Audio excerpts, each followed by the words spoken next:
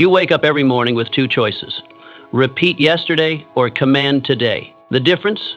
One small act done at sunrise that flips your mindset from passive to powerful. Before the noise, before the world pulls at you, you center your thoughts on who you're becoming. This one habit shapes your decisions, your energy, your confidence, and success starts moving in your direction. You don't chase it anymore. You attract it by how you begin your day. In a few moments, I will teach you how to start each morning with one habit that naturally attracts unstoppable success. Wake up with a definite purpose. You can rise or you can drift. And the difference between those two begins the moment your eyes open.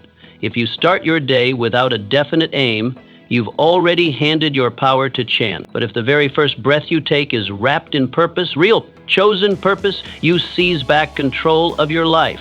Success never meets the man who wakes up confused. It walks beside the one who wakes up certain. But how do you become certain? You choose. And you choose every morning. Before the birds finish their first song, you stand before your own mind and declare, "This is what I am building today. This is who I am becoming." Each day is a block of granite. Your purpose is the chisel. Without it, you don't sculpt, you merely scratch. You begin with a question: what do I want this day to become? Not what others demand, not what the world expects, but what you know must be done if your vision is to rise from imagination into fact. Imagine if a builder walked onto a construction site each morning without a blueprint. What would he accomplish? Nothing but disorder. But that's how most people live, waiting for someone else to decide the day. You're not most people, so ask yourself, why am I rising? What matters most today? What action will make me proud when night falls? Success does not come from trying harder.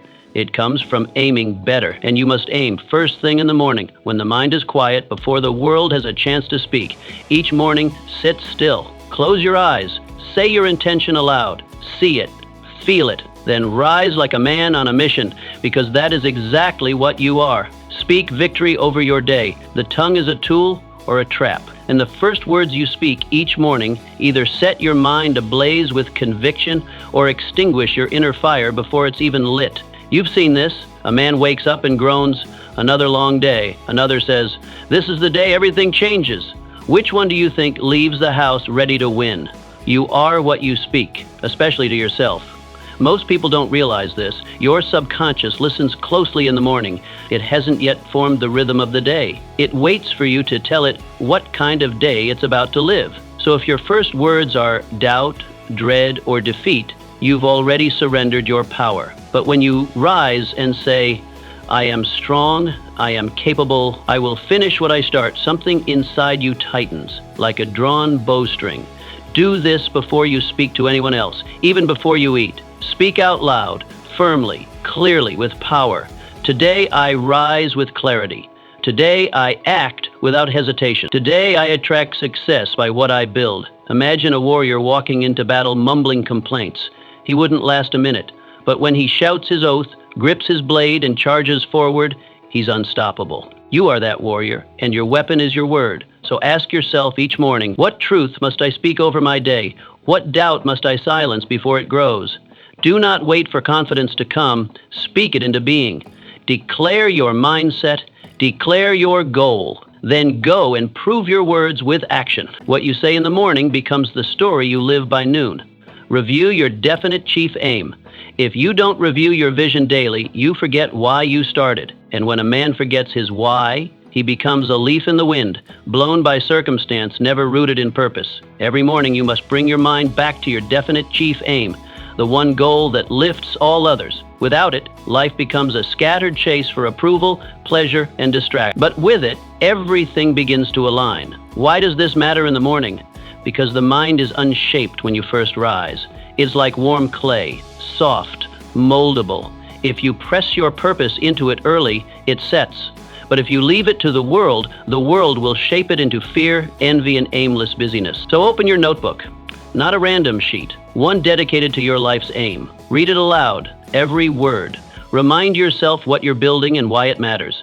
Speak not only of the result, but of the character you must embody to deserve it. You say you want freedom, wealth, impact, then you must review it as if it already exists. Let that fire guide your steps.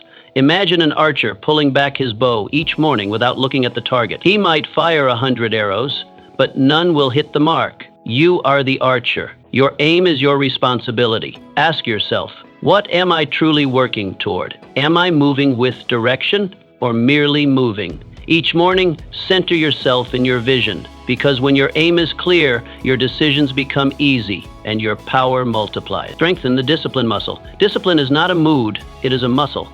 And like any muscle, it strengthens through repetition, especially in the morning when the body resists and the mind seeks comfort. You don't wait for the feeling, you train it. The truth is, if you only do what you feel like doing in the morning, you'll live a life of regret. But if you do what you promised yourself, even when it's cold, inconvenient, or uncomfortable, you'll build a character that cannot be broken. So begin each day with a task that requires effort, something that demands obedience, not to others, but to your higher self.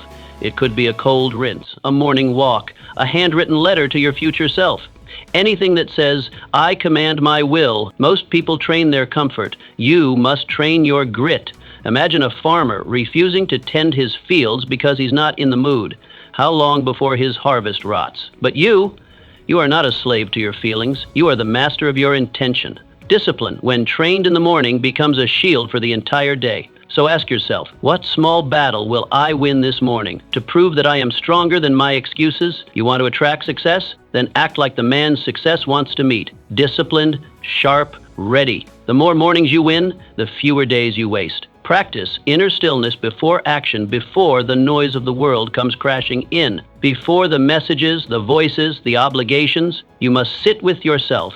There is a stillness within you that the world has taught you to ignore. It is not empty. It is not passive. It is power in its purest, most concentrated form. And every morning, before the day begins, you must return to that place. Not out of ritual, but out of necessity. Because that quiet center inside you is the difference between reacting blindly and responding with purpose. It is not a retreat. It is where the battle begins. Most people wake up and rush. They sprint into the day as if time is their master and not their tool. But this is like a soldier running onto the battlefield without a plan, without knowing who the enemy is, where the traps lie, or why he's even fighting. The result is exhaustion, chaos, aimlessness, and regret. But you are not most people. You must begin differently. You begin by not beginning right away. You close your eyes. You breathe slowly. You sit still. Because in that stillness, something ancient stirs. Your own voice, the one that gets drowned out by the demands of others, the one that remembers your purpose, your principles, your path. In those quiet moments, you ask, what weight am I still dragging from yesterday? Resentment? Regret? Overthinking? Let it go. Burn it in the silence. Release it before it becomes a shadow on the day ahead. Stillness is not laziness. It is strategy. Imagine a blacksmith swinging a hammer at cold iron. He'll sweat, he'll shout, he'll strike, but nothing will bend. Yet the moment he waits for the heat, the metal softens, and suddenly his force has purpose. His effort has impact. That's what your stillness is, the heat. Without it, your day will be a series of empty blows. But with it, your smallest act becomes deliberate, sharp, powerful. So give yourself the gift of presence. A few minutes, no movement, no talk, just awareness. Watch your thoughts come and go. Let your mind settle like stirred water going calm. Then ask, if today were the last chance I had to give my gift to this world, how would I act? Would I be reactive? Would I waste it? Or would I move with clarity, with love, with fire? Because action alone is not enough. Anyone can move, but to move with intention, to strike when the metal is ready, that is mastery. That is where legacies begin. Stillness before motion. Reflection before ambition. That is the rhythm of those who lead, those who last, those who build something eternal. Decide what you will refuse today. Every morning, before the world gets its hands on you, you must meet a silent enemy. It doesn't arrive with fire or noise. It comes quietly, disguised as small choices, harmless diversions, well-meaning interruptions. And if you don't confront it, it will take everything, not with a single blow, but with 1,000 soft cuts. Most people don't lose the day because they failed to plan. They lose it because they never decided what not to allow. They never drew the boundary. They never stood guard at the gate of their focus. And so the day is hijacked by distractions, by the urgency of others, by demands that have nothing to do with their purpose. You must wake up each day with a refusal. Not anger, not resistance for its own sake, but a clear, unwavering decision about what will not be allowed into your time, your thoughts, your actions. Because success is not just built on what you pursue, it is protected by what you reject. Your boundaries are your shield, and if you do not create them, someone else will create them for you. Most men don't fall because of grand mistake. They fall because of quiet compromise. They say yes to a meeting they don't need. They open a message that derails their focus. They explain themselves to someone who never listens, and slowly, inch by inch, they give away the very power they swore to protect. Why? Because they never made the decision before the moment came. You must. You must draw the line before the day begins. You must rise not just with plans, but with a conviction about what you won't do. Each morning, choose one thing you will not permit. Speak it aloud, not for drama, but for clarity. Today I will not chase approval. Today I will not argue with fools. Today I will not break my word to myself, because when you speak it, you anchor it. You set your compass before the winds come. Otherwise, like a captain sailing without a map, you may move, but you'll never arrive. You'll respond to every gust of wind, every wave of emotion, every demand for your attention, and you'll call it productivity, but you'll be lost. Leadership begins with self-denial, not denial of joy or rest, but denial of anything that betrays your deeper mission. To refuse something is not weakness, it is strength. It is the visible expression of self-respect. So ask yourself now, clearly and without hesitation, what must I deny today to protect what I am building? What distraction, habit, or expectation must you meet with silence or a firm no? Because the most powerful choice you can make at sunrise is not what you'll do, but what you will not allow. Take dominion over your thoughts. You are not your thoughts, but you are the master responsible for them. You do not control every idea that enters your mind, but you do control which ones you entertain, which ones you feed, and which ones you allow to take root. And if you do not rise each morning with that authority in hand, your thoughts will take that authority from you. They will command you, they will lead you, and they will lead you nowhere you want to go. The average man wakes up and immediately becomes a slave, not to another man, but to his own unchecked thinking. He begins the day in a fog of regret over the past, fear about the future, envy of others, and dissatisfaction with his present. These thoughts do not ask permission, they arrive. And because he never questions them, he surrenders to them. And then he wonders why life feels heavy, why nothing changes, why his motivation slips away by noon, but you are not average. You do not let the mind wander like an unsupervised child. You stand watch over it. You govern it, because you understand this simple truth. Your thoughts shape your world. Each morning, before the world speaks, before people demand things from you, you must speak to yourself. You must stand as a sentry at the gate of your mind. Look at every thought passing through. Ask, does this thought strengthen me or weaken me? Does it make me sharper or softer? And if it does not serve you, replace it. Do not argue with it. Do not indulge it. Replace it. You are not a passive passenger. You are the architect. And architects do not let rotten beams remain in their design. This is the discipline the great men knew, from Marcus Aurelius to Benjamin Franklin, from Epictetus to Carnegie. The mind is a garden, they understood, and no garden grows what you want by accident. If you neglect it, weeds flourish. Doubt, fear, self-pity, these require no effort to grow. But when you rise with purpose and tend to the soil of your thoughts, something else begins to take root. Clarity, resolve, belief, power. That is the daily discipline. That is how giants are made. So every morning, ask yourself clearly, what thought must I release today? What is still lingering from yesterday's failure, or last week's betrayal, or last year's shame? And what thought must I feed instead? Is it faith in yourself? A vision of what's possible? A decision that you will rise, even if you failed before? Speak it aloud if you must. Today I release every thought that weakens me. I dwell only on what builds my future. Replace every complaint with one act of gratitude. Replace every fear with a single step forward. Replace every excuse with a reason to move. This is not magic. This is mental strength, and it is earned every morning in silence. Imagine a builder with the finest tools, the strongest bricks, the most beautiful design, yet he builds on unstable sand. His mansion will fall not because of poor material, but because of poor foundation. Your thoughts are that foundation. If they are soft, your actions will crumble. If they are sharp, your progress will endure. So begin each day by laying that foundation again. Choose your thoughts as a wise man chooses his companions. Not every idea deserves your time. Not every emotion deserves your attention. You do not owe your energy to every voice that speaks inside your mind.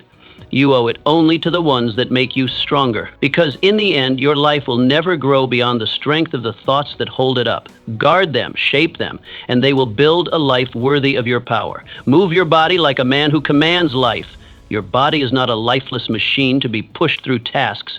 It is a living declaration, a reflection of your inner state, a visible, undeniable message to the world and to yourself about who you are and how you intend to show up. Every gesture, every breath, every step in the first hour of your morning is not just movement. It is a statement. Slouched shoulders whisper defeat. Dragging feet suggest doubt. Idle hands reveal hesitation.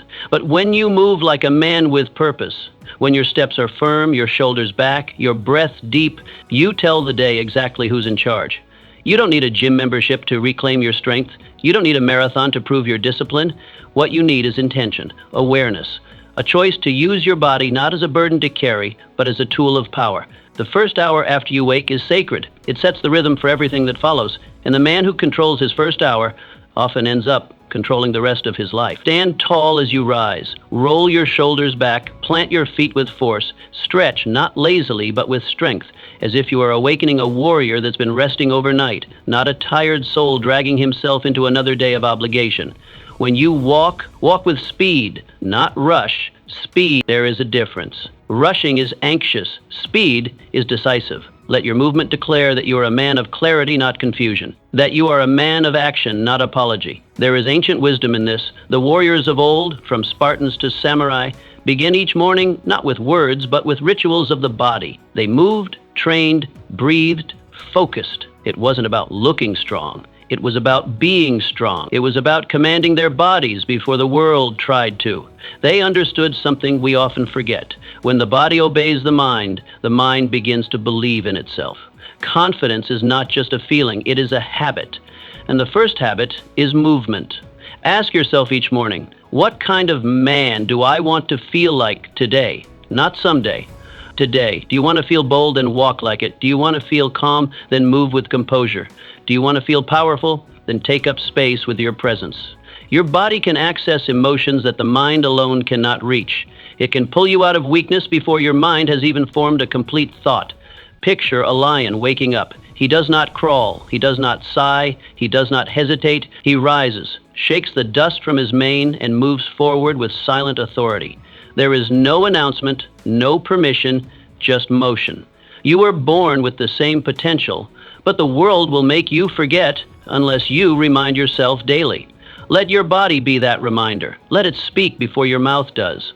When your chest is lifted, your spine tall, your jaw set, you activate something ancient inside you, a kind of primal certainty. You no longer chase motivation, you become motivation. Your body, your pace, your breath, it all tells the story. This is a man who knows where he's going. So start every day with deliberate motion. Wake the warrior, shake off weakness, move like your future depends on it, because it does. Nothing attracts success, respect, or power more than a man who carries himself like he already owns the outcome. And when you do that, the world responds. The day obeys, and you walk through it not as a servant of time, but as its master. Speak gratitude with conviction. Gratitude is not a soft murmur whispered into the void. It is a declaration of power. It is the voice of a man who sees clearly, a man who refuses to let the weight of what's missing eclipse the worth of what already is. And when you begin your morning with that kind of gratitude, not vague, not hollow, but rooted and real, you awaken something far greater than good feelings. You awaken alignment, power, momentum, the kind of force that shifts not just your mood, but your direction. Most men get it backwards. They wait. They wait for circumstances to improve before they speak thanks. They wait for the bank account to fill, the recognition to come, the problems to solve themselves. And then they say they will be grateful. But that's not gratitude. That's reward. And life was never designed to give reward before recognition. It is gratitude first. Gratitude in the silent. Gratitude in the struggle. That unlocks the gates to more. You don't give thanks after life gives you something. You give thanks so life knows you're ready. Every morning, speak aloud 3 things you are grateful for. Not to check a box, not to be positive, but because this is how you rise above lack. This is how you look life in the eye and say, I see what you've given me, and I'm still here to build on it. Don't whisper it. Say it like you would say your name. Say it like it means something. I have breath in my lungs. I have strength in my legs. I have a mind that still believes. This isn't poetry, it's armor. And if you wake up feeling like there's nothing to be grateful for, look again. Look deeper. You're alive. You're breathing. You've survived every hard day you swore would break you. You're not done. You're still in the fight. And that makes you richer than millions who have quit. There are people with more comfort than you who would trade it all just to feel what you still feel. Hunger, drive, the fire that hasn't gone out. Gratitude is not sentiment, it is strategy. It does something chemical. It lifts your mind from fear and forces your perspective to shift. It breaks the illusion of scarcity that strangles your confidence. It places your attention not on what you lack, but on what you can build. Because you can't be both grateful and afraid. You can't be truly thankful and bitter. When you choose gratitude, you choose power, you choose clarity. Ask yourself, what am I already standing on that I've forgotten to be thankful for? What people, principles, or second chances have I stepped over, never realizing they were the foundation beneath me? Imagine a traveler crossing a long bridge, steady, dependable, and never once looking down to realize what's holding him up. Don't be that man. Look down, look back, look in, and then say, thank you, not just once, not just with your lips. Say it with your posture, with your breath, with the way you rise from your chair and step into the day. Because when you express gratitude, you're not just making yourself feel better. You are sending a message to life itself.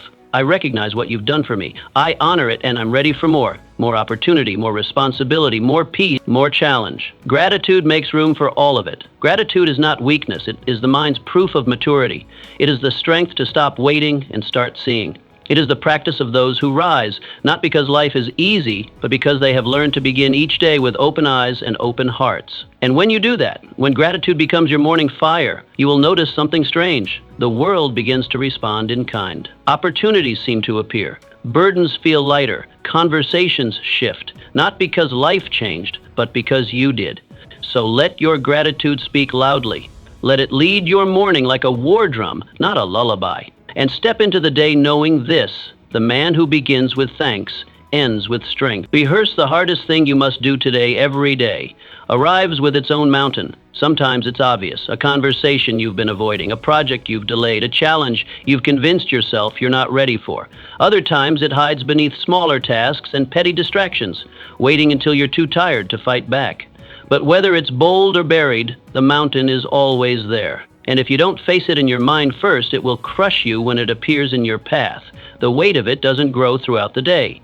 Your energy to confront it weakens. That's why morning matters. Most men wake up and negotiate with the mountain. They postpone the difficult task, telling themselves they'll get to it later. They do a dozen small things first, hoping that momentum will carry them into the hard thing, but it rarely does.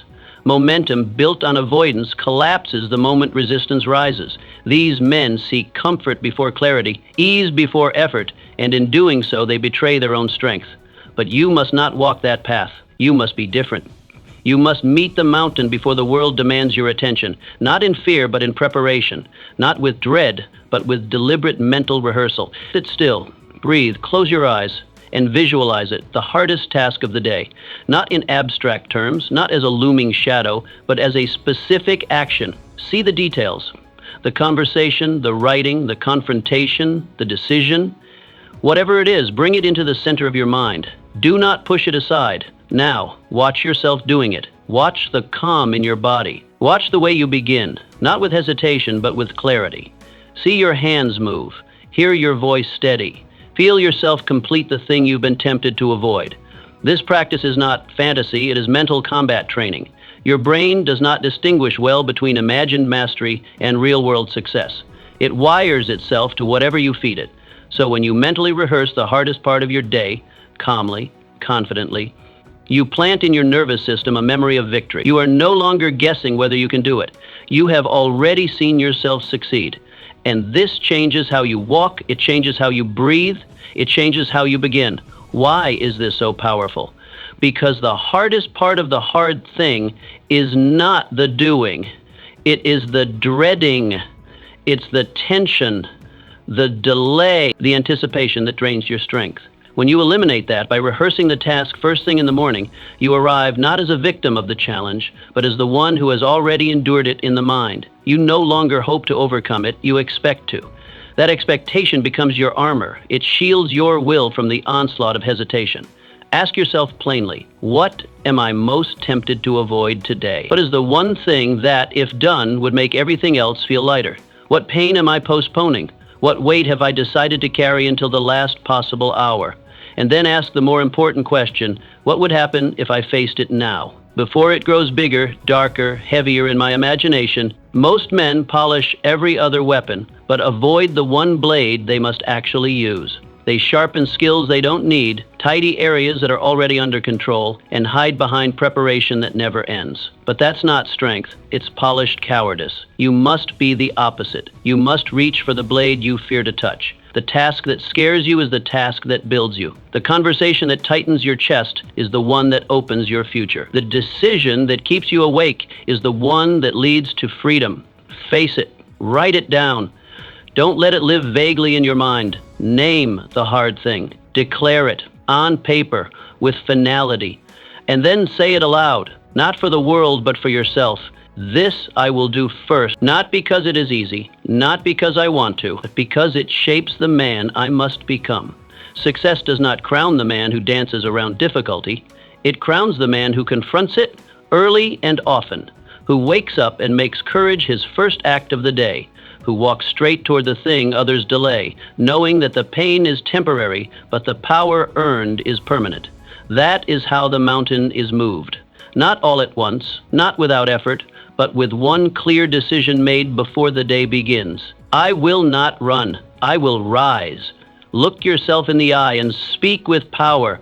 You begin each day in one of two ways, either as a stranger to yourself or as the commanding force of your own destiny. There is no in-between. The man who avoids his reflection, who walks past the mirror like it's a ghost he doesn't want to face, begins the day lost. But the man who dares to meet his own gaze, who stands tall and speaks truth into the mirror, that man becomes unshakable. Because he does not rely on the world to remind him of who he is. He reminds himself. Most men see the mirror as a surface, a tool for grooming, a place to check appearances. But you must see it as a battlefield, a place where you meet your first and most important opponent, the version of yourself that wants to stay small. That version will always whisper, "You're tired, you're not enough, maybe tomorrow."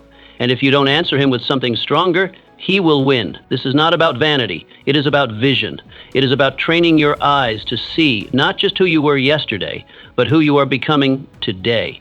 It's about speaking power into the man in front of you until that power becomes real, until it becomes the atmosphere you carry into the world. Stand before the mirror, shoulders back, eyes locked, not as a ritual for comfort, but as a declaration of intent. And speak, not softly, not passively, but with conviction, with force.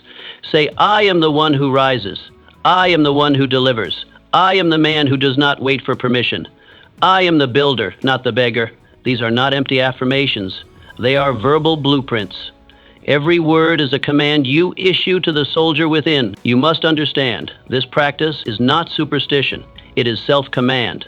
And the man who refuses to acknowledge himself each morning invites chaos. He walks into his day with no standard, no spine, no compass. Doubt creeps in because nothing strong was said to guard against it. Drift sets in because no course was declared.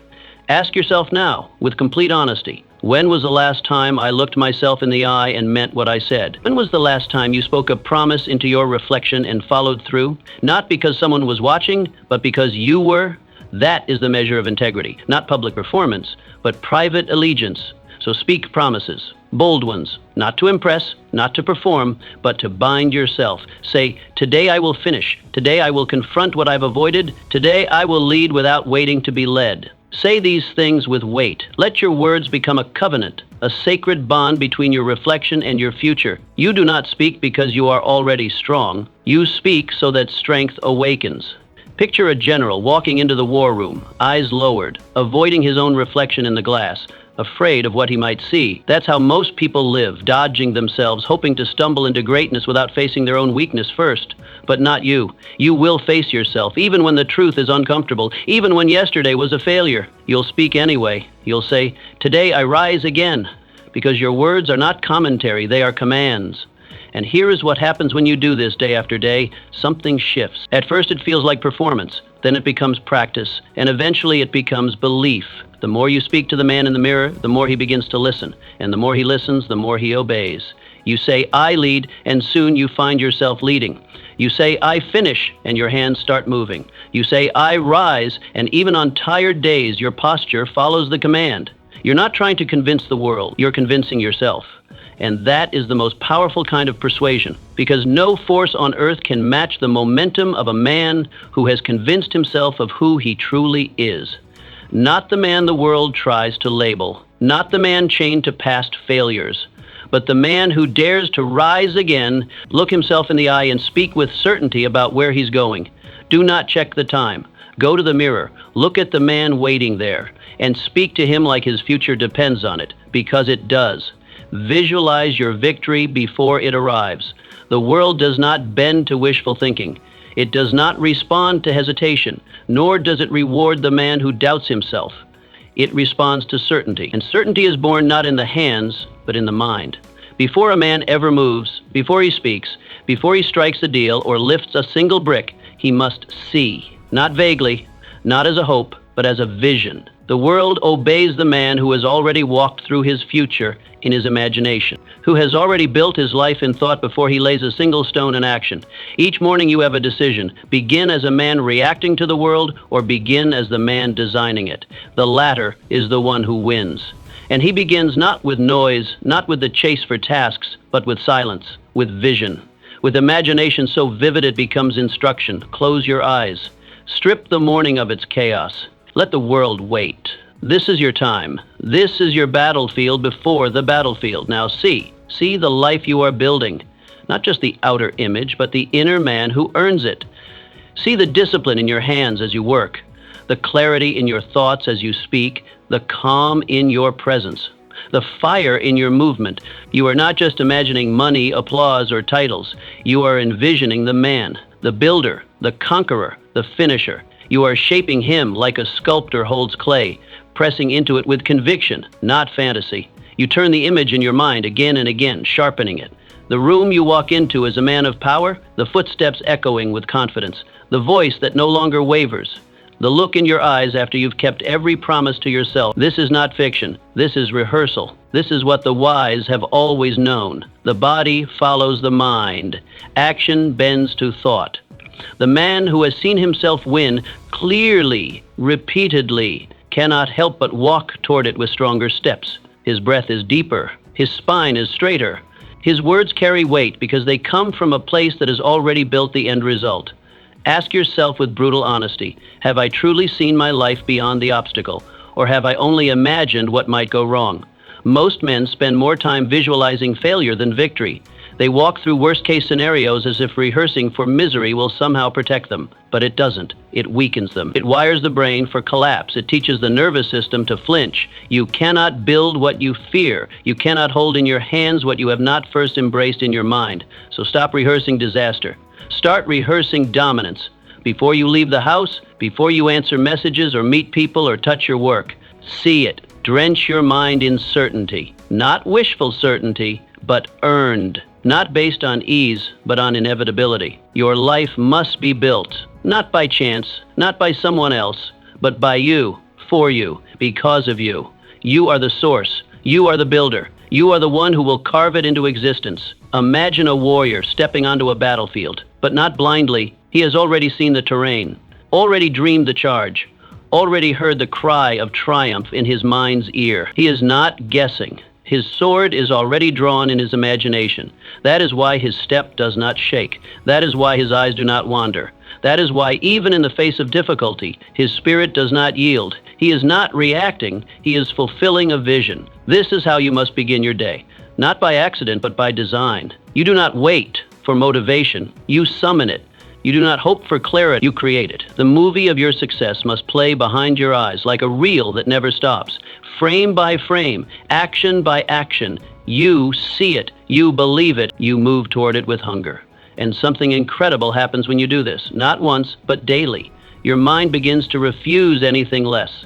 You've seen yourself win, and now mediocrity feels unnatural. You've seen yourself deliver, and now delay feels like betrayal. You've seen the victory, and now every small act, every hard moment becomes a step in fulfilling what you already own in spirit. This is the secret of the relentless. They don't stumble into greatness. They decide it, visualize it, commit to it, and then act accordingly. Their vision is so detailed, so visceral, so consistent that the world begins to align, not because the world changed, but because they did. So tomorrow morning, and every morning after, before you build with your hands, build with your mind. Before you carry the burden, carry the image. The vision must come first, not a vague hope, not a fuzzy goal, but a vivid, living reality seen behind your eyes. Because the man who has already seen himself win is dangerous. He moves differently. He does not beg life for favors. He claims what's his. And the world listens because it always listens to the one who already knows. Practice mastery over one tiny habit. Every mountain ever climbed began not with the summit, but with a single step. Every empire that once ruled the earth began not with armies, but with the discipline of a single law. And every life that becomes legendary begins not with applause or recognition, but with a single deliberate act, a small habit, repeated daily, overlooked by the world, but honored by the man who performs it. This is the origin of greatness, not in fireworks, but in quiet repetition, not in chance, but in choice. If you want to build a life that few can even imagine, you must first build a morning that reflects that vision. And it begins not with everything, but with one thing, one small act, executed with total commitment, not as a chore, not as an item to check off, but as a declaration of who you are and who you are becoming. It doesn't matter what the act is, not at first. It could be the making of your bed with military precision, a cold shower to spark your discipline, a 10-minute session of silence to master your thoughts, a handwritten sentence in your goal book that says, "Today, I move forward." The ritual itself can change, but the rule must remain.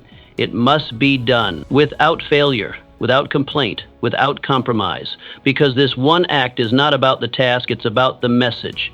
The message you send to your mind every single morning, I'm in command. Before the noise, before the pressure, before anyone else speaks into your day, you've already spoken. You've declared to yourself, I don't wait for permission. I don't need perfect conditions. I move. I act. I begin. Most men fall into the trap of thinking their life will change only when something big happens. They wait for the perfect idea, the breakthrough moment, the external motivation to carry them into action. But the man who changes everything is the one who changes one thing and does it until it becomes unbreakable, a pillar, a rhythm, a law written into his bones, because habits are not isolated. They are contagious. Mastery over one thing bleeds into another. When you take control of a small area of your life, your mind begins to believe you can take control of more. You start to look at bigger tasks and think, if I can do that small thing without fail, I can do this too. That's how empires are built. Not by sudden conquest, but by daily discipline. And it all begins in the quiet hours, when no one is watching, when nothing is urgent, except your commitment. Ask yourself, what one small thing can I conquer today that will make me feel like I'm already winning? That one thing becomes your signal, your strike of the match. It doesn't matter how chaotic the rest of your day may be. If you win that small beginning, you carry momentum. You walk into the day with the energy of victory, not reaction. You've already made a move. You've already acted like the man you say you are. That momentum is not physical, it's mental. It creates a current in your mind, a direction, a focus, a sense of control. Do not despise simplicity. The sharpest blade is not forged in one blazing strike. It is formed in the repetition of strokes, again and again, until what was once dull becomes unbreakable. Excellence is not built in bursts. It is built in the tension of routine, in the consistency that turns discipline into identity. Imagine a man who walks into his day not rushing, not lost, not seeking external cues to decide how he feels, but already certain, already grounded. already proud. Not because he won a war, not because he gained applause, but because he won the first 5 minutes. That kind of victory carries a gravitational pull. The rest of the day follows its lead. You are no longer reacting to life, you are directing it. So choose your habit, one habit, and make it law. Not preference, not a should, make it non-negotiable.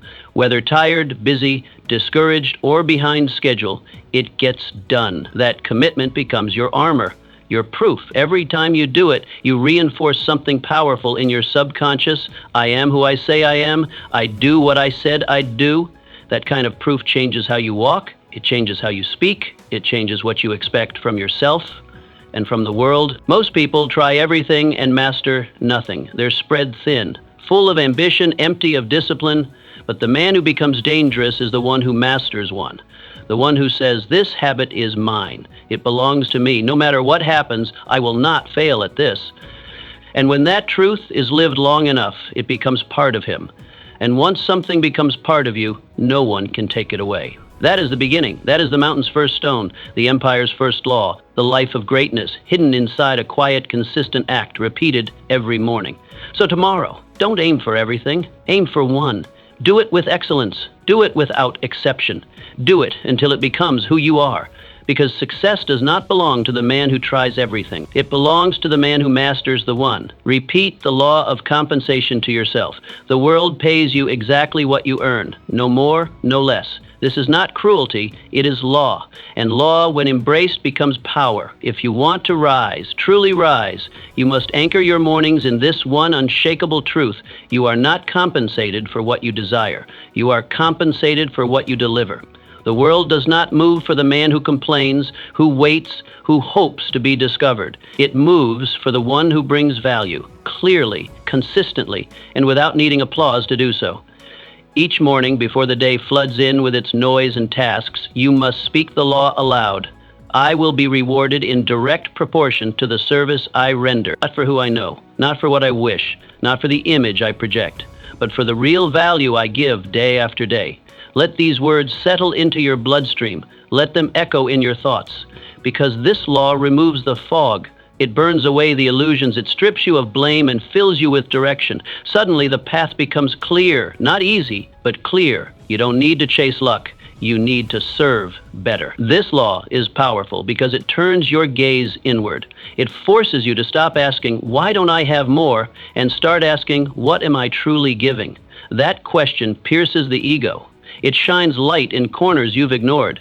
Have you been giving your best, or just enough to get by? Have you been showing up like someone owed, or like someone grateful to contribute? Every morning is an opportunity to reset that answer. Each day you stand at the gate of another 24 hours, and you choose. You choose how you will show up, how much heart you will bring, how deeply you will serve.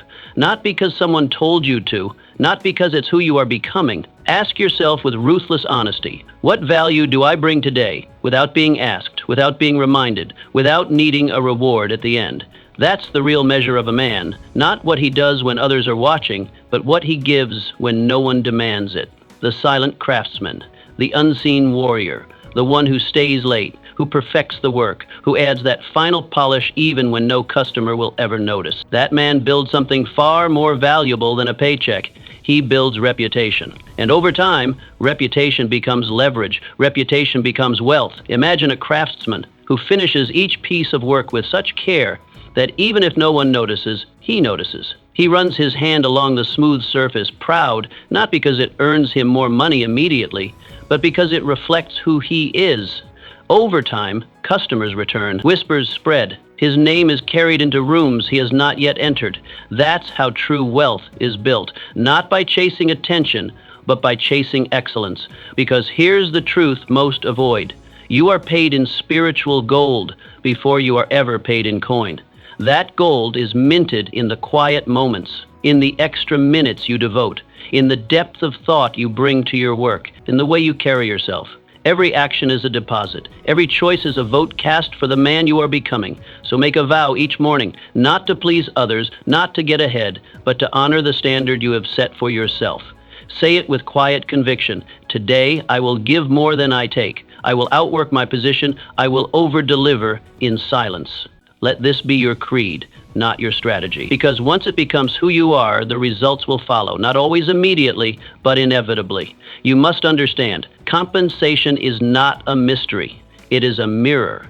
The world reflects back to you not what you think you deserve, but what you actually earn.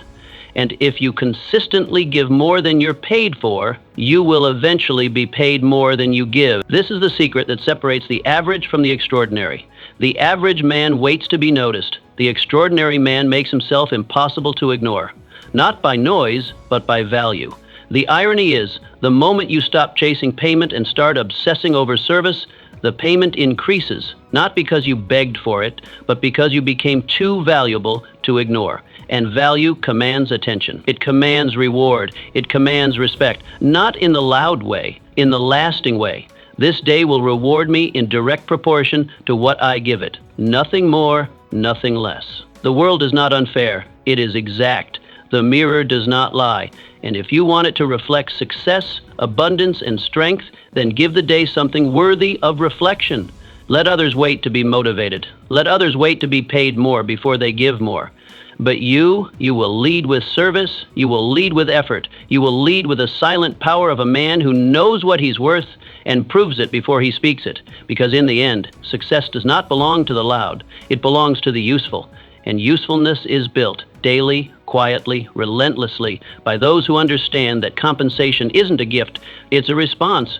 Strengthen the courage to decide. The weak wait, the strong decide. And every single morning you are faced with that line drawn in the sand. You either step forward in decision or you shrink back into delay. This is not just philosophy, it is survival. Because life does not wait for you to feel ready. It moves, it shifts, and if you don't train yourself to choose, to act, to commit, you will be trampled beneath the weight of your own hesitation. Indecision is not harmless. It is a disease, a slow, silent killer of potential. It doesn't scream, it seeps. It eats at your time, erodes your focus, clouds your instincts, and leaves you standing still while life races past you. The man who cannot decide becomes a prisoner of every possible outcome, tortured by what-ifs, paralyzed by the fear of imperfection. But the man who decides, quickly, clearly, and with conviction, becomes a weapon, sharp, direct, unstoppable. This power must be trained daily, not once, not in the heat of big moments, but every morning before the world reaches for you. Before emails, voices, headlines, or obligations attempt to fracture your mind, you must renew the courage to decide, not just what to wear or what to eat, but how to live, how to move, how to lead yourself. Start your morning with 3 decisions, small but intentional. Decide how you will use your time. Will you command the hours or let them slip away? Decide how you will respond to challenge. Will you meet resistance with resolve or retreat? Decide who you will be, no matter what storms rise. Will you be reactive or relentless? These are not mere questions, they are calls to arms, because every day your energy is either directed or it is divided. And energy without direction builds nothing. A man who doesn't choose becomes a man who's constantly being pulled. Pulled by the opinions of others, pulled by the urgency of what doesn't matter, pulled by emotion, impulse, and the temporary comfort of postponement. But the man who makes decisions deliberately, consistently, becomes immovable. His days begin with purpose. His minutes serve a mission. His actions are not reactive, they are aligned.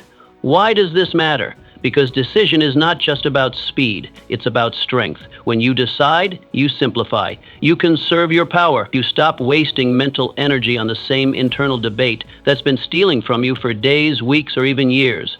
A decision ends that cycle. It creates direction, and direction allows momentum to build. Even an imperfect decision made with resolve will take you further than the perfect decision made too late. Ask yourself now, in the quiet of morning, what am I still hesitating on? What choice have I avoided? What path have I stared at but never walked? What part of my life is crumbling because I have refused to choose? Picture a king standing at the crossroads of his kingdom. 2 roads stretch before him. Day after day, he returns to that same spot. He consults his advisors. He waits for better signs. He thinks. He doubts. And as he hesitates, his people weaken. His army loses faith. his power dissolves. Not because he chose wrongly, but because he chose nothing. Now picture another king, one who wakes, looks at the roads, and chooses, not with recklessness, but with resolve. He knows the risks. He knows the burden of leadership. But he also knows that direction, any direction, led with clarity, is better than paralysis. His army rallies, his kingdom moves, and even if the road is hard, they walk it together with purpose.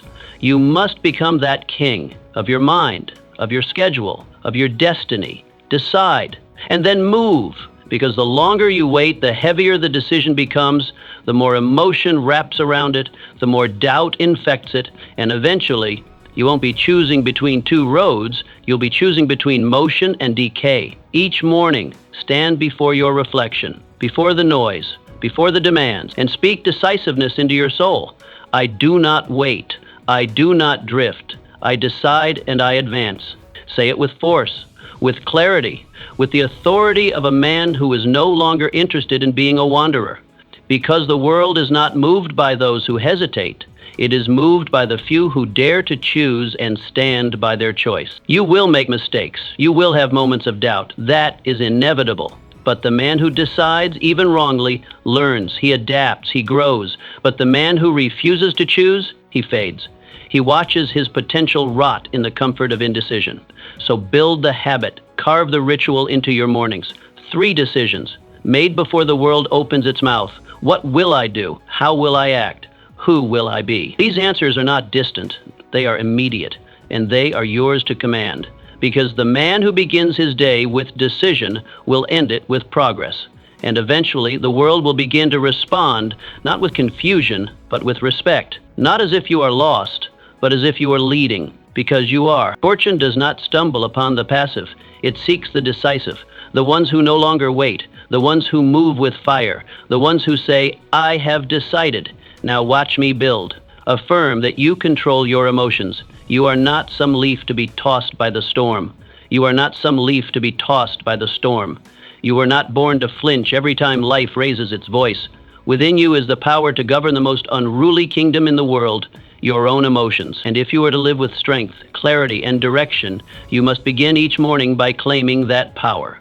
Before the world has the chance to demand, insult, or distract, you must stand alone with yourself and say, I control my emotions. They do not control me. This is not a chant. This is not a motivational quote to decorate your wall. This is law. Law over your inner world. Because without it, every outer success will eventually fall apart. The man who rises on waves of emotion will always fall in the valleys they create. He will speak too soon, react too strongly, quit too early. But the man who governs his emotions, he rules his life. Not because he feels less, but because he responds. Discipline begins not in the body, but in the mind.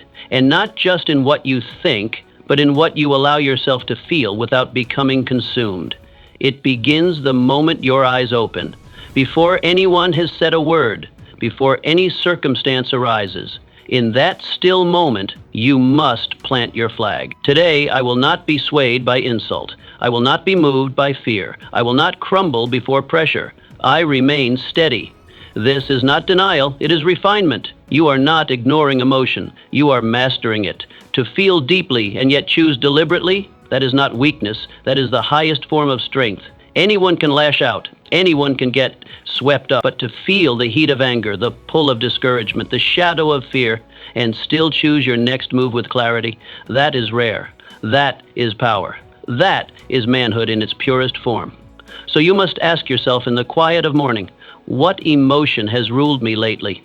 Is it frustration, self-doubt, bitterness, jealousy? Ask, not to indulge it, but to confront it, because what you do not name, you cannot lead.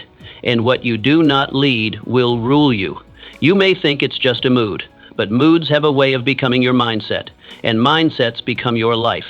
You cannot afford to let a single sour emotion dictate the tone of your entire day. You cannot allow a careless word from someone else to break your focus. What is one moment of offense compared to a life of purpose? What is one uncomfortable feeling compared to the work you've set out to do? Every morning, you step into a courtroom, and the judge is your mind.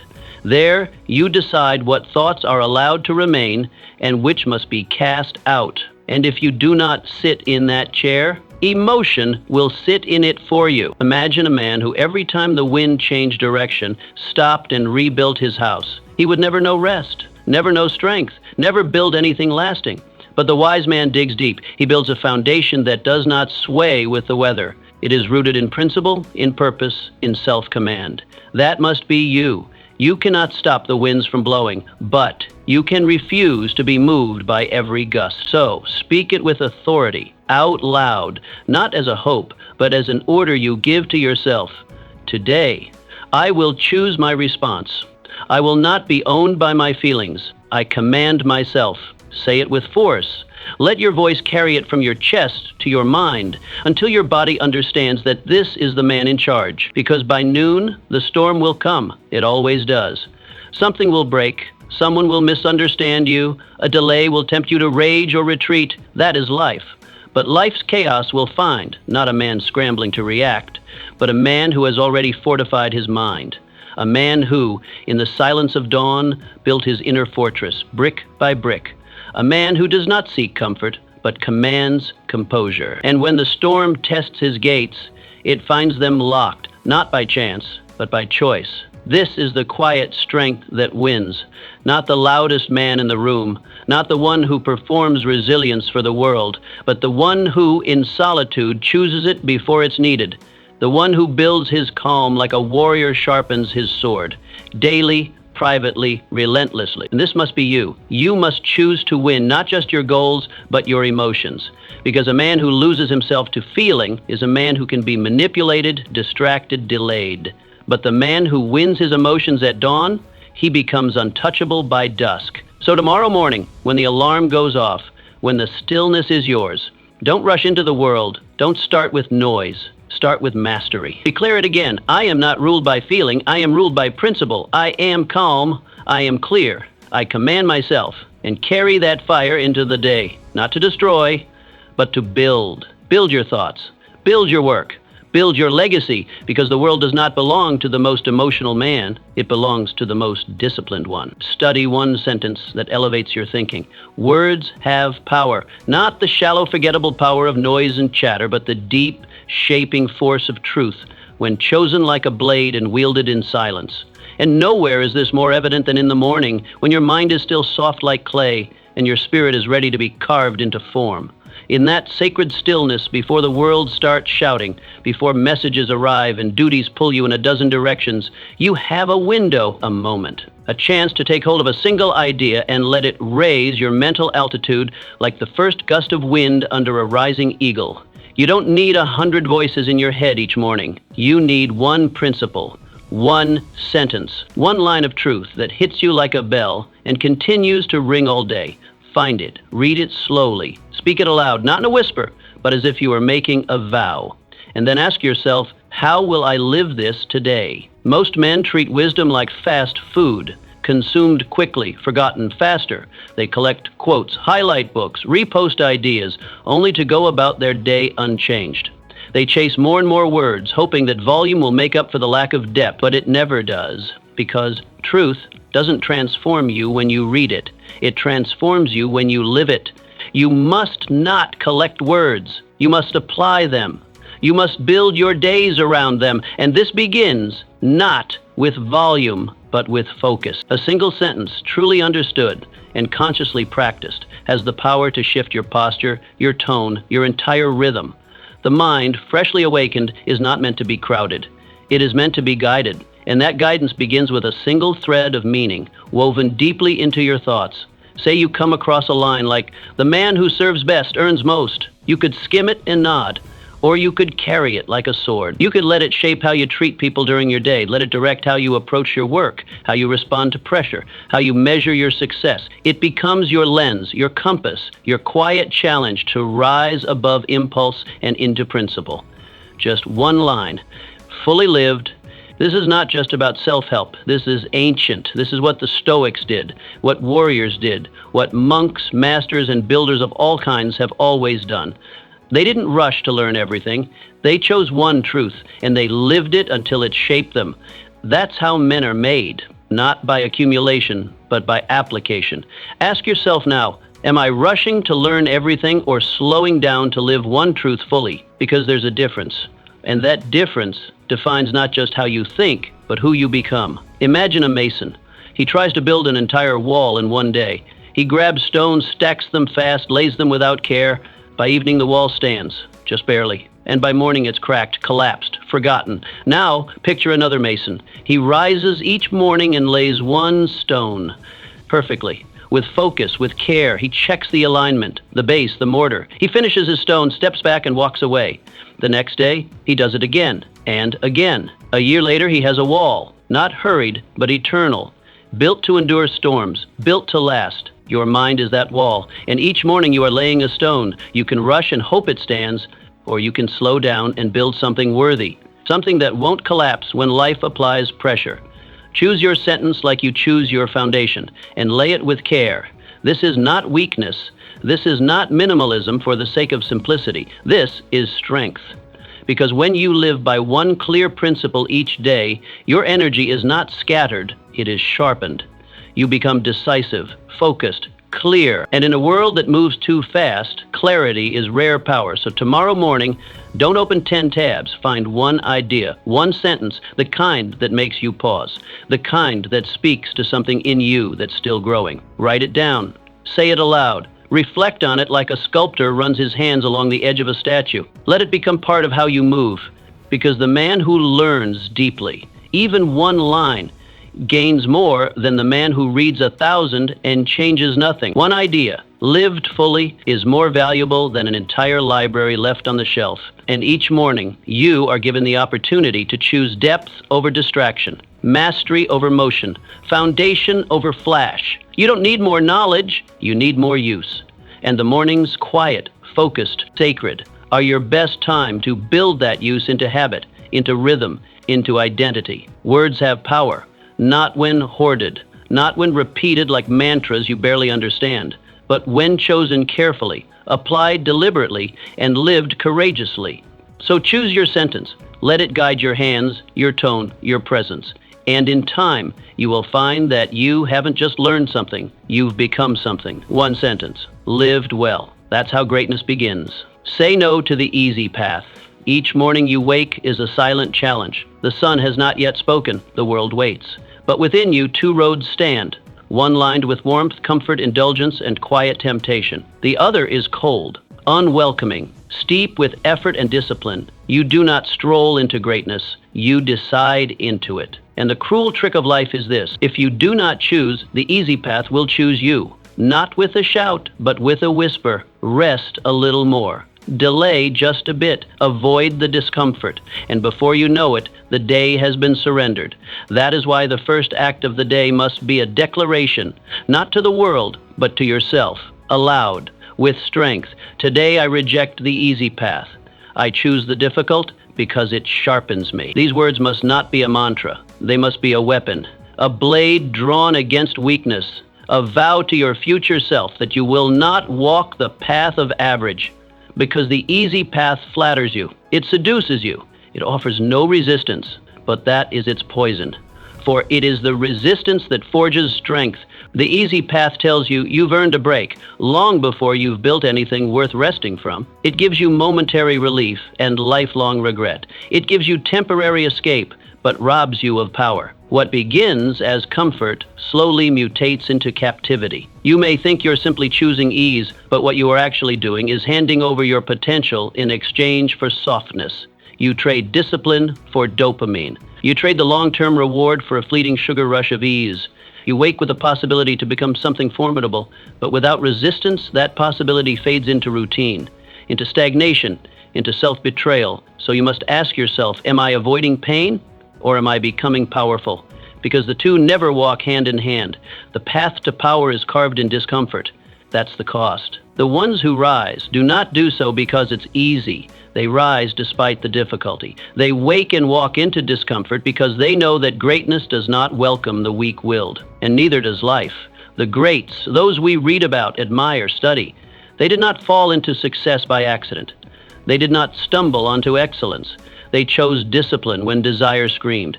They chose structure when mood whispered. They chose long-term triumph over short-term pleasure. That is the secret, plain and ignored. Every day they fought themselves before they fought the world. So start simple. Deny yourself one thing each morning, one indulgence, one craving, one shortcut, one excuse. This small refusal may feel meaningless, but it is not. It is a seed. And if you plant it daily, it grows roots. Each act of resistance to ease strengthens your identity as a person of power, not just of motivation, but of self-command. Imagine a soldier, strong in body but weak in mind, who one day says it's too cold to train. That one day becomes 2. That 2 becomes 10. Soon he forgets the battle. He forgets the mission. He forgets he was made for war. All because of one morning where comfort, that is the price of ease. It erodes your edge, slowly, without sound, until one day you wonder, where did my strength go? But picture instead the same man, waking before the sun, cold ground beneath his feet, fatigue in his bones, and still he moves. Not because it's pleasant, but because it is necessary. That moment, when he says no to ease and yes to the path of pain, that is the moment of remembrance. That is when he reconnects with his reason, his purpose, his power. Because success is not built on talent. It is built on refusals. Refusals to hit snooze. Refusals to indulge in weakness. Refusals to quit when no one is watching. These are the bricks that pave the path to mastery. Not the applause, not the gift, not the luck, but the private decisions that no one claps for. So, speak it now, not tomorrow, not someday, but now, with resolve. I do not follow the easy path. I create my own. These words are not just a rejection of comfort, they are a claim to identity. You are not what you feel, you are what you do, especially when doing it is hard. Each time you step forward while discomfort claws at your ankles, you send a message to your mind, I am in control. This is what separates the forgotten from the remembered, the ordinary from the legendary. The path of greatness is not inherited. It is carved with sweat, with refusal, with morning after morning of saying no to the world's soft lullabies and yes to the sharp call of growth. You will be tested daily, and not in grand ways. You will be tested in the ordinary. Will you rise when the bed tempts you? Will you focus when your mind wants to wander? Will you do the task when the mood is absent? These are the places where character is forged, not on stage, but in solitude, in silence, in sweat. So when the morning comes, and it will, don't wait for the right feeling, don't negotiate, don't bargain with weakness. Rise, speak, move, and carve. The world needs not more people who follow, it needs those who forge. Be the one who forges, the one who dares, the one who denies ease and chooses fire, because in the end, your life will reflect the path you chose every morning. Let it not be one of comfort, let it be one of conquest. Reconnect with your highest standards. Each morning is a quiet battlefield. Before the world floods your senses with noise, before opinions and distractions pull at your focus, you are given a moment, a sacred space, to decide who you will be. Not who the world wants you to be, not who you were yesterday, but who you must be if you're going to live a life carved in strength and not smudged by compromise. And in that moment, before your feet touch the ground, there's only one thing that matters: your standards. The world will try to sell you mediocrity dressed as acceptance. It will offer comfort as a substitute for clarity, distraction in place of direction. That's why you must anchor yourself each morning, not to what's normal, not to what's average, but to what is exceptional for you. Because if you don't, you won't even realize how far you've drifted. You'll wake up months later and wonder why you're not who you wanted to become. It won't be because you lacked dreams. It'll be because you lacked standards. The daily lines you refused to cross and refused to let be crossed. You don't rise to the level of your dreams. You fall to the level of your discipline. And that discipline is guarded by your standards. If you don't burn them into your mind daily, they will slip, quietly, silently, fatally. One compromised promise, one delayed decision, one soft excuse, until the man you are becoming is buried under layers of justifications. Don't start by drifting into someone else's agenda. Begin by facing yourself. Look in the mirror, not with vanity, but with clarity, and declare, this is who I am. This is how I operate. This is what I refuse to compromise. Say it aloud, mean it. Let your own words become your compass. Because your standards are not merely expectations, they are commands to yourself. Write them down. Not once, but daily. See them not as ideals, but as non-negotiables, the minimum threshold for your behavior, your focus, your integrity. Ask yourself, am I walking today like a man with standards or floating like a man with none? That question will tell you everything, because a man without standards is like a ship without a keel. He may move, but he never leads. He may speak, but his words carry no weight. He may work, but his effort dissolves under pressure. Most people don't choose their standards. They inherit them from their parents, their surroundings, their peer group. They pick them up like lint, never questioning, never challenging. But you must build yours, forge them, choose them with fire in your chest and precision in your mind. Not once, but every morning, because even the strongest steel rusts if not maintained. So will your character if left unattended. Picture this, a captain at sea, sailing not by his own compass, but by another man's. He may look like he's making progress. His sails may be full. His crew may be working, but he's lost. He is moving, but not toward his own destiny. He'll arrive somewhere, sure, but not where he was meant to go. That's what happens when your standards are not your own. You live quickly, but not wisely, loudly, but not intentionally. So hold the compass, your compass. Define your lines and then hold them, not with arrogance, but with honor. Refuse to accept sloppy words. Refuse to entertain weak effort. Refuse to make excuses when discipline is required. And above all, refuse to tolerate anything less than your best from yourself. The real danger isn't in what others expect of you, it's in what you allow yourself to accept. Your life will never rise above the floor you've set, so set it high, and hold it. Say it now. Let it become your oath. Today, I hold the line. I uphold my code. I am not available for anything beneath the man I am becoming. Say it with your chest. Let your body feel the weight of those words. Because this isn't motivation, it's identity. And once your standards become who you are, discipline becomes natural. You don't need to force yourself to show up. You're simply living your code. And that is when transformation becomes inevitable. See, a man with standards doesn't chase greatness. He attracts it, not through flashy talk or declarations, but through consistency. He doesn't need to shout his values. They echo in how he lives, how he speaks, how he holds himself. He becomes magnetic to excellence, because excellence recognizes itself, and mediocrity, it cannot breathe around a man who stands tall in his non-negotiables. But remember, standards are not built in grand moments. They're built in small decisions. In brushing your teeth when you don't feel like it. In correcting your posture when no one is watching. In finishing the task even when your mood has vanished. These are the bricks that build the man. Not applause, not praise, but repetition. Quiet, powerful repetition of choices that say, I refuse to live beneath what I know I'm capable of. So each morning, before the world steals your attention, return to your standard. Recommit to it. Refuse to float. Refuse to follow. Refuse to forget who you're becoming. Let the day be shaped by you, not by chance, not by reaction, not by comfort. Because at the end of your life, you will not be proud of the dreams you spoke about. You will be proud of the standards you never broke. And when people ask you what changed, you won't say a moment. You'll say, every morning, I chose. Recommit to the person you're becoming. The greatest tragedy isn't falling short. It isn't missing a target or stumbling on the climb. It's forgetting who you're becoming. The man you once envisioned, the one you promised to build with your time, your energy, your discipline, slowly dissolves when you stop remembering him each morning. That's why every single day must begin not just with action, but with a reunion, a reintroduction, a powerful meeting with the future you, the one you are shaping with every decision you make today. Before you check your messages or respond to the world's noise, close your eyes, see him, that man, the one you're chasing. He's not just a fantasy. He's your potential, waiting to be claimed. He stands with his shoulders back, his speech deliberate, his presence undeniable. He commands respect without needing to demand it. He earns success not through luck, but through relentless consistency. He is you, but only if you choose him again and again. So say it out loud.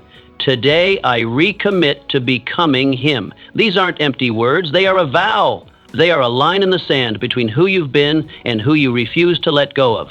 Let that vision of him burn behind your eyes. Let it anchor you to something greater than the moment, because the day ahead will tempt you with comfort, with chaos, with excuses, and unless you recommit to your future, the present will sweep you away into forgetfulness. Motivation is fleeting. It comes with music, with emotion, with bursts of clarity, but it fades. That's why recommitment is more powerful. Recommitment is a decision, not a feeling. It doesn't wait for the right mood, it creates the right direction. When you recommit, you override doubt, you overrule fatigue. You make a declaration, no matter how I feel, I will build today. That is how real transformation begins.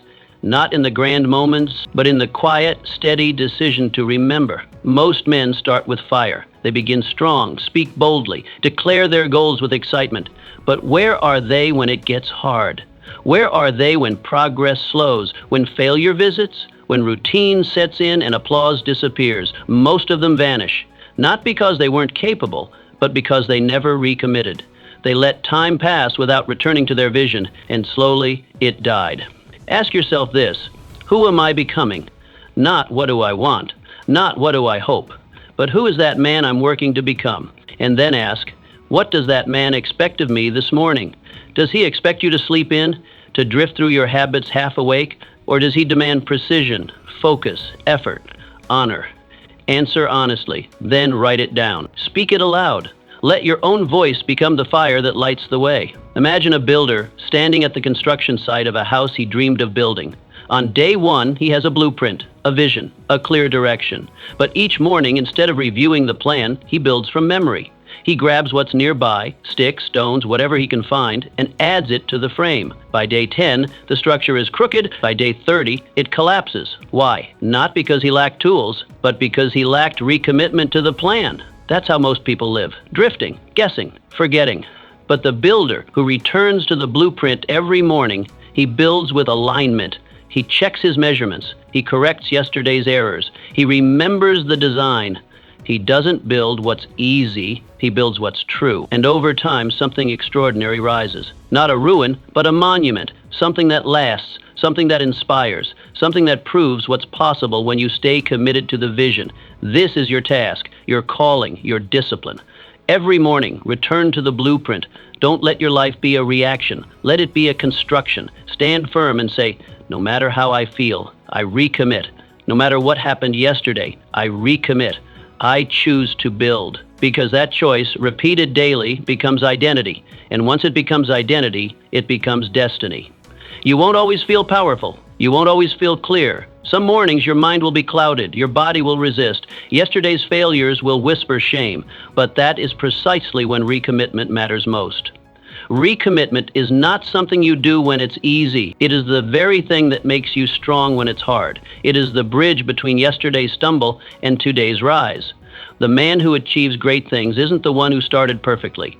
He's the one who refused to quit building, who came back to the plan when others drifted, who said yes again when everything in him wanted to say no, who remembered when everyone else forgot. That's where greatness comes from. Not in talent, not in genius, but in the relentless return to who you promised to become. So let this morning be that return. Stand before the mirror, not to check your hair, but to check your resolve. Close your eyes.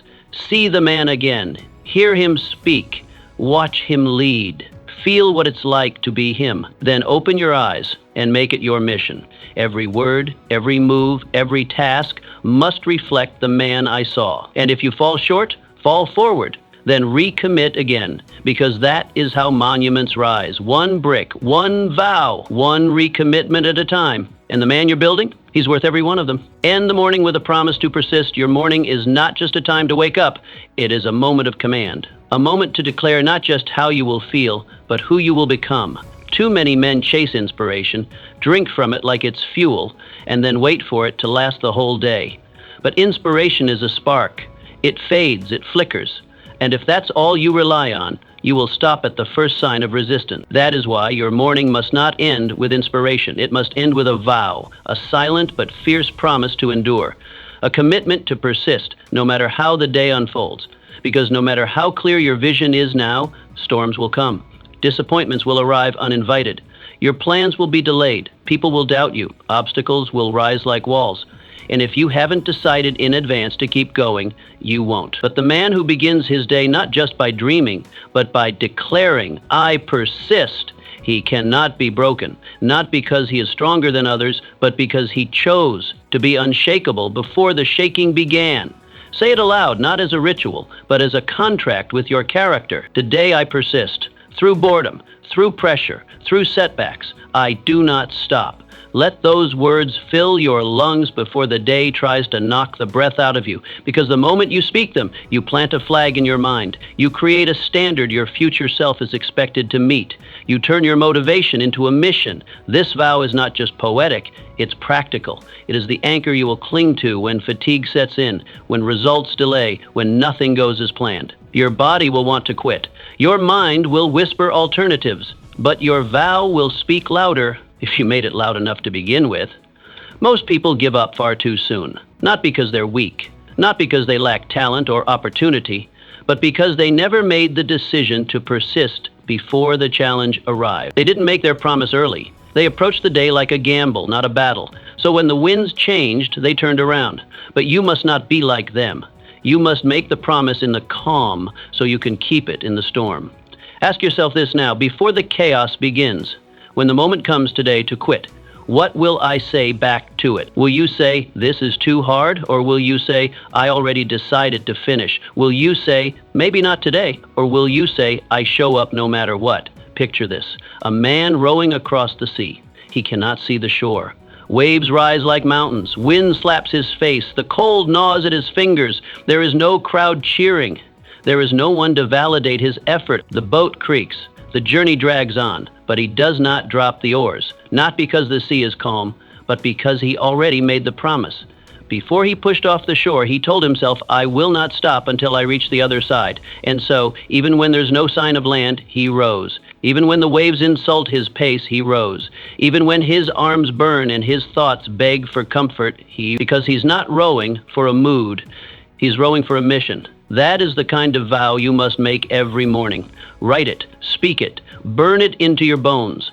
Make it a part of your identity. I persist, I overcome, I finish. Let that be the beat beneath your silence, the voice beneath your doubt, the truth louder than your fatigue. Repeat it so many times that quitting becomes the strange option, not the familiar one. And here's the truth no one tells you.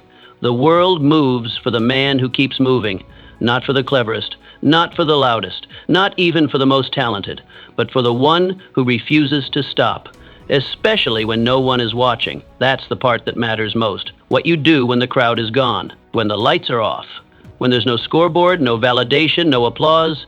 The man who keeps showing up then, he wins, slowly, quietly, but undeniably. And when his breakthrough comes, everyone says, where did he come from? They don't realize. He's been there all along, rowing, pushing, persisting, quietly keeping a promise that no one else could hear, but that he never forgot. So make that promise now, not later, not when you feel ready. Make it in the stillness of morning, before the pressure begins. Make it with conviction, not just to act, but to endure. Don't wait to see how the day goes before you decide how you'll show up. Decide first. Decide firmly. Decide like your future depends on it, because it does. The vow is simple, but its power is total. Today, I persist. I am here to try. I am here to finish. Let that be the stamp on your heart as you enter the day. Let that be your oath in moments of resistance. Let it be your final word every time weakness tries to speak. You're not here for comfort.